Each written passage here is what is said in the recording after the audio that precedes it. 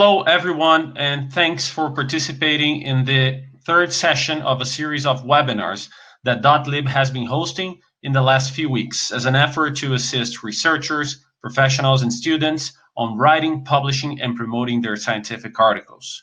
As always, a quick introduction on DotLib. We are a company dedicated to the dissemination of scientific information, facilitating online access in Iberoamerica to e-journals, e-books, and databases in all knowledge areas. Please do visit our website at dotlib.com and get to know what we do and who we partner with. Today's webinar is a joint effort between DotLib and Bentham Science, and we're excited to have here Dr. Gareth Dyke, an experienced researcher, reviewer, editor, and journal manager with a strong background in technical and popular writing. Thank you very much for being here with us, Dr. Dyke. If time allows, we'll be having a short Q&A session in the last minute, so please send your questions away through the chat window. Over to you, Dr. Dyke, and welcome. Thank you very much. I hope everyone can hear me okay. I turned on my microphone before and it didn't work, so I presume that somebody will drop a message in the chat if you can't hear me. My name is Gareth, and as our colleagues just mentioned, this is a presentation jointly between our two companies, and I am presenting on behalf of Bentham Science, and I'll be back at the end of the presentation to answer any questions that you may have. So let's get started. Let's talk today about boosting your citation rate. And our goal is to help you, give you some ideas and some tips and some tricks that you can use in your research to maximize your impact. That's the idea behind this training, and we hope that you will enjoy it, and then we hope also that we'll have the opportunity to do more training in the future. Hopefully. My name is Gareth Dyke, and I have a background as an academic. I worked many years in Ireland, so when you listen to my English, it sounds a little Irish in the way that I speak.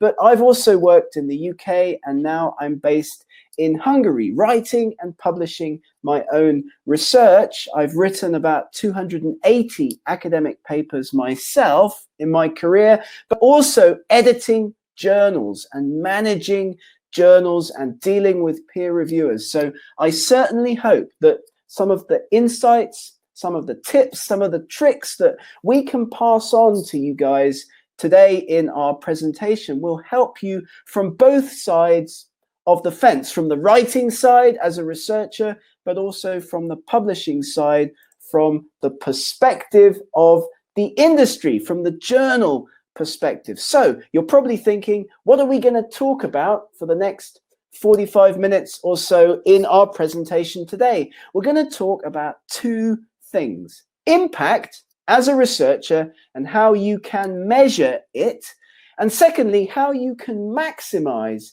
your impact, how you can make sure that your research achieves the maximum impact. The point of all of this, the reason that we provide this training, is to help you be more effective as an academic in your career. So impact and how to measure it and how to maximize your impact as a researcher. So let's get started. Let's get talking about research, publishing, and managing the impact process. The first thing to say, of course, is that people at different career stages have different motivations to get their work published. And this is the first thing to think about as a researcher looking to get your work published. What is your motivation for publishing? Different people at different levels, different career stages have different reasons to get their work published. I have a friend works in Argentina, and he told me once that he wants to publish as many papers as possible so that he'll leave a legacy in his academic work for future generations. Young students need to publish to get their masters, to get their PhD. You might need to publish to get promoted, or even to just for the Luis related, motivation, just purely to develop research and development. And you must keep in mind, as you think about the publishing and developing your research writing process, that your motivations are quite different to the motivations of editors and reviewers. And we'll come back and talk about that a little bit later. But your readers, the people who read your academic work, are the most important people. We don't write papers just so we can stick them on the wall of our office. We write academic papers so people are going to read them, people are going to use them, people are going to cite them. And that's what we're talking about in this presentation today, how to maximize in the first place your citations, because that is one, not the only, but one important measure of academic impact. It is, of course, as you're probably extremely well aware, the key way that academics are assessed, like it or not. So the first thing to talk about in our presentation today is impact, measuring it, and understanding readership in academic publishing. So think about journal selection. Very important to think about this, and we'll certainly come back and talk about journal selection again in a minute. But the target journal that you pick for your research significantly influences, of course, how many people are going to read the work. And many successful academics, they don't start writing papers until they've decided on their target journal. And we can certainly help you with that process, but it is a very good idea to select your target journal before you sit down to write.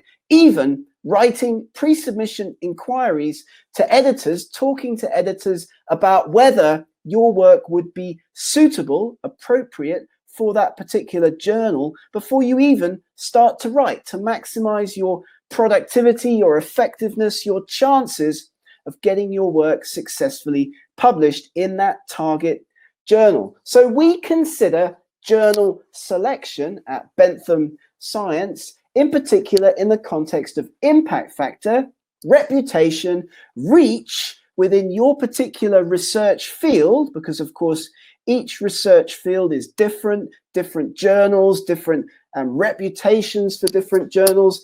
Impact factor, of course, important. Reputation, how many people will read the journal within a particular field. And then, of course, as well, open access. Many researchers these days, as you know, are keen, very keen in many cases, for their research to be accessible for as many people as possible to get the chance to read their work. And so that's one of the big advantages of open access. Bentham, of course, are a major open access publisher, not just pure gold open access journals, but so-called hybrid journals also, and ebooks. So one of your choices, one of your decision-making steps might be to have a look at some of the journals that Bentham Science are publishing in your area. So we think about impact, and we think about publications as researchers